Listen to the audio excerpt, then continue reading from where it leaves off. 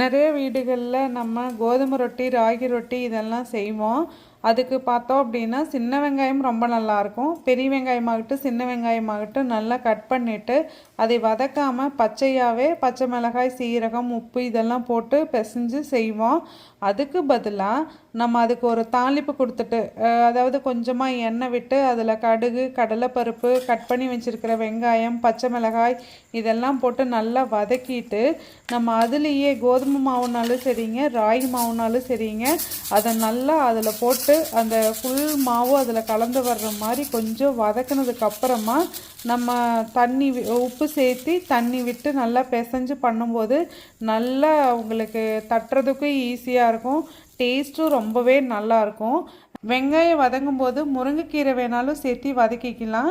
அதே மாதிரி நெய்யில் சுட்டு எடுத்தோம் அப்படிங்கும்போது டேஸ்ட்டும் சூப்பராக இருக்கும். நல்ல ஒரு ஹெல்த்தி ஆப்ஷனும் கூட.